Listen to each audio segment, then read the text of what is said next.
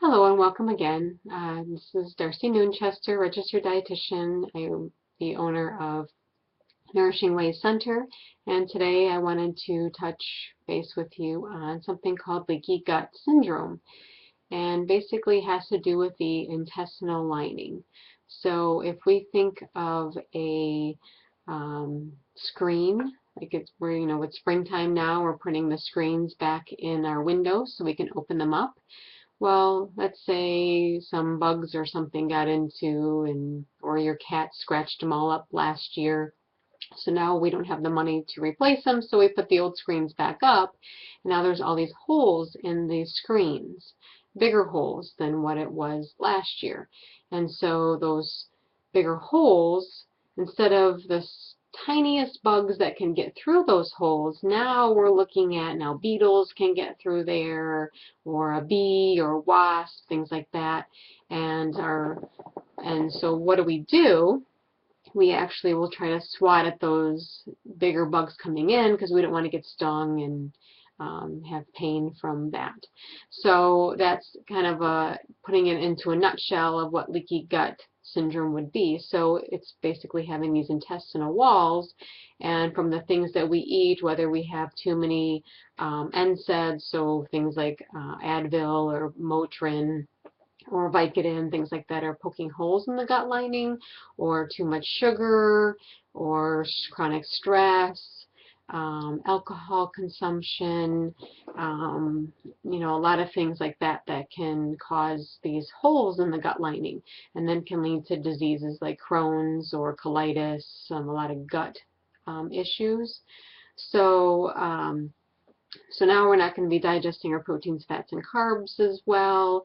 And, our immune system, basically what we're doing is we're taking a bat, or a fly swatter or whatever, and trying to get rid of those bugs, and we're trying to kill them. That's what our immune system is doing to those bigger particles of food that are coming into the bloodstream versus staying in the gut lining to be excreted out of the body. So that's the best way I can describe leaky gut syndrome, and it can be fixed with definitely different supplements.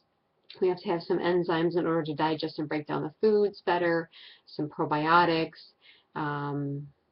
Glutamine is great for that, as far as healing the gut lining. Vitamin D, fish oil, things like that are all very helpful in healing the shag carpet that should be in our lining of our intestines.